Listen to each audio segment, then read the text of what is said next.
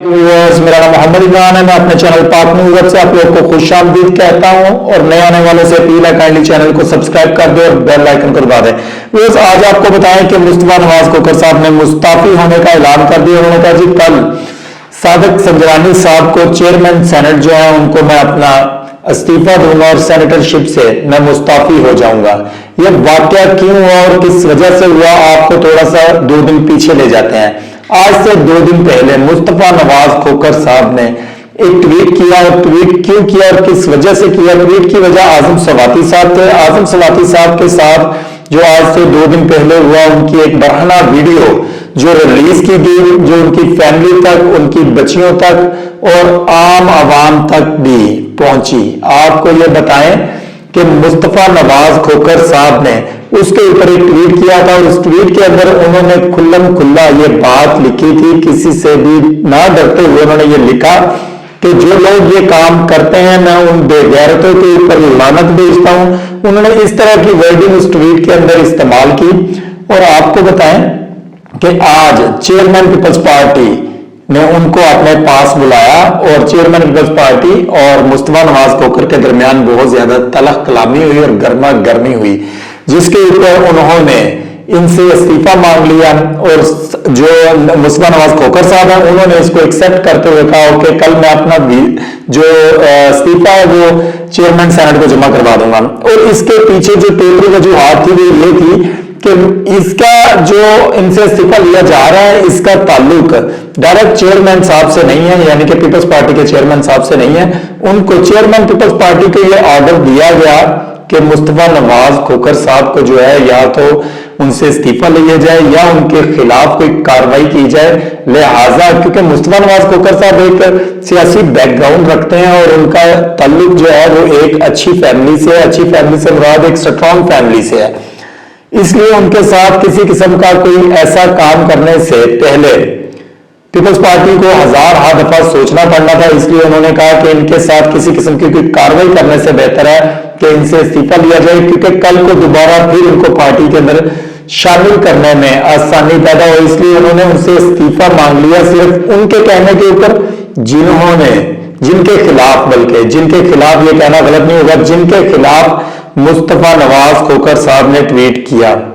आपको ये बात बताएं, ये सेकंड प्लेयर है, ये सेकंड प्लेयर है पीपल्स पार्टी के जो जा रहे हैं पीपल्स पार्टी को छोड़कर। इससे पहले आप कह सकते हैं कि 75% एतजाज अहसन साहब भी पीपल्स पार्टी को छोड़ चुके हैं, क्योंकि एतजाज अहसन साहब 12 दफा ये बात सेनेट के अंदर खड़े होकर चेयरमैन सेनेट के सामने ये बात कह चुके हैं कि इमरान खान साहब का बयानिया लोगों के दिलों में घर कर रहा है। आज से कुछ दिन पहले एतजाज अहसन साहब ने और भी बहुत सारे बयान इमरान खान साहब के हक में दिए थे। आपको ये बात याद होगी कि उसके अगेंस्ट में पीपल्स पार्टी के कुछ लोगों ने एतजाज अहसन साहब के साथ के खिलाफ एक मुहिम चलाई थी कि उनको पार्टी से निकाला जाए। बाकायदा लेटर इशू हुआ था इनको पार्टी से निकालने का, जो कि अभी तक एक्सेप्टेबल नहीं है। इसमें नो डाउट ऐसा शक वाली बात नहीं है कि एतजाज अहसन साहब ने यह बात कही थी कि पीपल्स पार्टी मेरा घर है, मैं पीपल्स पार्टी को कभी नहीं छोड़ूंगा। लेकिन आज जो मीटिंग इमरान खान साहब और एतजाज अहसन साहब के दरमियान हुई है, उसके बाद ऐसा लगता है कि इमरान खान साहब एतजाज अहसन साहब को पीटीआई में ले जाएंगे, क्योंकि इमरान खान साहब ने यह बात कही है कि आज से 17 साल पहले मैंने इनको पीटीआई में शामिल होने की ऑफर दी थी, जो कि इन्होंने मंजूर नहीं की थी। अब मैं दोबारा फिर इनको जो है वो पीटीआई में शामिल होने की दावत देता हूं। मेरा ख्याल है जो इस वक्त हालात पीपल्स पार्टी के चल रहे हैं, जिनके कहने पर पीपल्स पार्टी चल रही है, शायद कि उनको अपने कुछ ऐसे साथियों से जो उनके साथ बहुत मुखलिस थे उनसे हाथ धोना पड़े, और ये हाथ धोने भी पड़ेंगे। और ये जो कंफर्म सीटें हैं इनकी, यानी कि मुस्तफा नवाज खोखर साहब का एक वोट बैंक है और वो मुश्किल ही अपनी सीट हारते हैं। और उसके साथ साथ ये जो लोग हैं, एतजाज अहसन साहब जो है वो भी एक, आपको पता है सब लोगों को कि बहुत सीनियर जो है वो एडवोकेट है। ऐसा नहीं है कि उनका अपना भी एक वोट बैंक है, उनको लोग जानते हैं, उनको सुनते हैं और उनको मानते हैं, और उनके बयानियों को जो है वो उनके बयानियों की वो तस्दीक करते हैं लोग। इसी जिस तरीके से एतजाज अहसन साहब इमरान खान साहब के बयानियों की तस्दीक करते हैं, इसी तरह से लोग एतजाज अहसन साहब की इज्जत भी करते हैं और उनको सुनते भी हैं। और आपको यहाँ पे बताएं जो है वो ने आज एक प्रेस कॉन्फ्रेंस की है, जो है वो से आप लोग बहुत सारे लोग समझ गए होंगे। मैं बात कर रहा हूँ राणा सनाउल्लाह साहब की। राणा सनाउल्लाह साहब ने, जो कि पाकिस्तान के इस वक्त वफाकी वजीर दाखिला है, उन्होंने एक प्रेस कॉन्फ्रेंस की है इस्लामाबाद में। उन्होंने कहा जी सूबाई हुकूमतों का काम है कि रास्ते खुले रखें और इनको मैं वार्न कर रहा हूं। उन्होंने कहा है कि इनको इनके कॉन्सिक्वेंसेस भुगतने पड़ेंगे। उन्होंने कहा है कि चंद सौ अफराद कैसे रोड्स को ब्लॉक कर सकते हैं और उनकी वजह से करोड़ों लोग जो है वो दुश्वारियों का सामना कर रहे हैं। साथ साथ उन्होंने ये भी कहा कि आज मैं ये बात बराबर करवाना चाहता हूं। उन्होंने पॉइंट आउट करते हुए कहा कि इसके कॉन्सिक्वेंसेस होंगे अगर उन्होंने इस बात को सीरियसली ना जाना तो, यानी कि जो मुख्तलिफ सूबों पे जो इनकी हुकूमत नहीं है, जहां पे उनके वुज़रा ने अगर जो इनकी बात को ना सीरियसली लिया तो उनके कॉन्स्टिट्यूशनल, उन्होंने कहा जी कॉन्सिक्वेंसेस उनको जो है वो भुगतने पड़ेंगे, उन्होंने कहा जी। और साथ उन्होंने ये कहा कि मैं अदालत उज़्मा और अदालत आलिया से, उन्होंने कहा चीफ जस्टिस पेशावर और चीफ जस्टिस इस्लामाबाद और चीफ जस्टिस लाहौर से मेरी पुरजोर अपील है कि इनको रोका जाए। कल ये आपके पास रिलीफ लेने के लिए आएंगे और ये कानून की और आइन की खुली खिलाफ वर्जी कर रहे हैं रोड्स को ब्लॉक करके। यहाँ पे बहुत सारे सवालात राणा सनाउल्लाह साहब से करने वाले होते हैं, लेकिन हमारे जो सहाफी हजरात राणा सनाउल्लाह साहब के सामने बैठे होते हैं उनमें या तो इखलाकी जरूरत नहीं है या उनका मुंह इतने ज्यादा पैसों से बंद किया जाता है कि वो सवाल करने के काबिल ही नहीं रहते, या किसी के पास उनकी भी वीडियोस पड़ी होती हैं कि वो खामोश रह जाते हैं। कुछ लोग ऐसे होते हैं जिनकी वीडियोस नहीं होती, जिनके और बहुत सी फाइलें होती हैं, या जिनकी फाइलें नहीं होती तो उनकी वीडियोस होती हैं। शायद इसी वजह से वफाकी वजीर दाखिला राणा सनाउल्लाह साहब या शहबाज शरीफ साहब या कोई भी DGISPR, DGISI की आप प्रेस कॉन्फ्रेंस ले लें, उनमें बैठे हुए सहाफी हजरात कभी भी इतनी जुर्रत का मुजाहरा नहीं करते कि उनसे कोई ऐसा सवाल पूछ ले कि जो बिल्कुल आइन और कानून के मुताबिक हो। मेरा ख्याल है कि अगर जनरली तौर के ऊपर इनसे सवालात वो किए जाएं, हमारे कोई भी गुजरा जो प्रेस कॉन्फ्रेंस करते हैं उनके रिलेटेड उनसे सवालात जनरली करने वाला बंदा हो, अरशद शरीफ जैसा, इमरान रियाज खान जैसा, इस तरह के लोग अगर वहां पे बैठे और वो सवालात करें, यानी कि लफाफा सहाफी ना हो, सिर्फ और सिर्फ हक और सच की बात करने वाले हों, तो इनके पास कोई जवाब नहीं होगा कि ये उनको जवाब दे सके। इस वक्त इस्लामाबाद की जो कंडीशन है, इस्लामाबाद एक किला बन चुका है। इस्लामाबाद के तरफ आने वाले 14 रास्ते अवाम ने बिल्कुल बंद कर दिए हैं। कल से लेकर आज तक अवाम जो है वो लोगों को, आप देख सकते हैं कि इस्लामाबाद हाईवे खुला हुआ है, साइड अतराफ इस्लामाबाद आप टी चौक से ऑनवर्ड चले, जितने भी जो साइड से एरियाज मिल रहे हैं, जैसे आप कराल चौक लगा ले, PWD लगा ले, ये सारे एरियाज को बंद कर दिया गया है कि कोई भी इस्लामाबाद हाईवे के ऊपर एंट्री ना दे सके। रात के 10 बजे के बाद ये रास्ते खोले जाते हैं ताकि जो लोग फंसे हुए हैं वो निकल सकें। लोग गलियों में चौराहों में से होके गुजरते हैं और लोग जो इस वक्त इस्लामाबाद को ब्लॉक करने की वजह से इस जलालत को उठा रहे हैं, ये उन लोगों की वजह से नहीं उठा रहे जो वहां पे राणा सनाउल्लाह साहब के बकौल चंद सौ लोग खड़े होते हैं। वो अगर चंद सौ लोग हैं तो फिर आप लोगों को रास्ते बंद करने की राणा साहब क्या जरूरत है?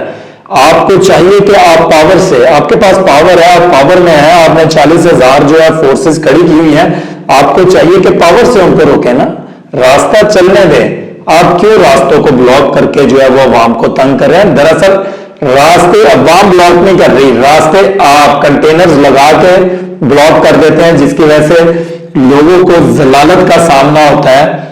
नॉर्मली कंडीशन में अगर एक बंदा सदर रावलपिंडी से निकलता है और उसने इस्लामाबाद हाईवे पे आना है तो वो 10 से 15 मिनट पे इस्लामाबाद हाईवे पे होता है। आप बिलीव करें कि कल सदर से निकलने वाले लोग जिन्होंने हाईवे कराल चौक या खन्ना पुल या फैजाबाद वाली साइड पे जाना था, वो 3-3 घंटे में पहुंचे हैं। सिर्फ क्यों?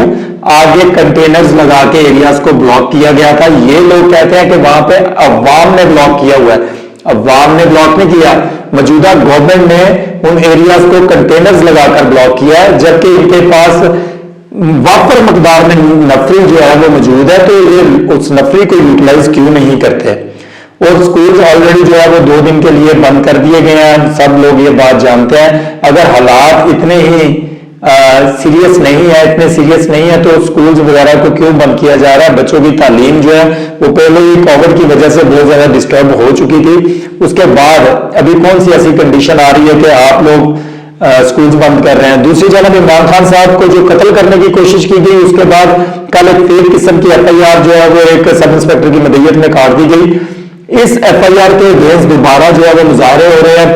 PTI ने इसको रिजेक्ट कर दिया, उन्होंने कहा कि हम इस चीज को नहीं मानते हैं। अब पिटिशनर जो है वो जितनी देर वहां पे अवेलेबल नहीं होगा, वो अपनी एप्लीकेशन के मुताबिक FIR नहीं करवाएगा, तो पिटिशनर उसको कैसे एक्सेप्ट करेगा। आपको बताएं कि IO का काम क्या होता है। IO का काम यानी कि इन्वेस्टिगेशन जो ऑफिसर है उसका काम होता है, जो मुद्दई पार्टी आके अपना वकूआ बताती है कि हमारे साथ ये हुआ है, और उसके बाद जो है वो FIR दर्ज की जाती है। IO का काम होता है कि FIR को जो मुद्दई पार्टी होता है, पिटिशनर जो होता है, उसकी मौजूदगी में वो FIR काटे, वो नामजद लोगों के ऊपर जो जिन लोगों को वो लिखवाना चाह रहा है FIR के अंदर। अगर एक पिटिशनर लेट्स सपोज मेरा नाम लिखवाना चाह रहा है, तो आपका काम है उसमें आप मेरा नाम लिखें, IO उसकी इन्वेस्टिगेशन करेगा, आफ्टर इन्वेस्टिगेशन वो मेरा नाम निकाल सकता है अगर मैं कसूरवार नहीं हूं तो।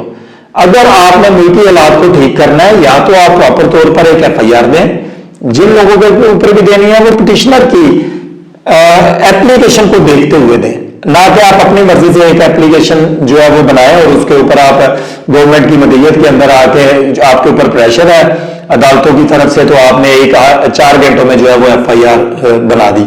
ऐसा नहीं होना चाहिए। आपको चाहिए पिटिशनर को सुने, उसकी एप्लीकेशन देखें, उसके मुताबिक आप FIR काटें, ताकि मुल्की हालात बेहतर हों और मुल्क कुछ मुस्तहकम हो।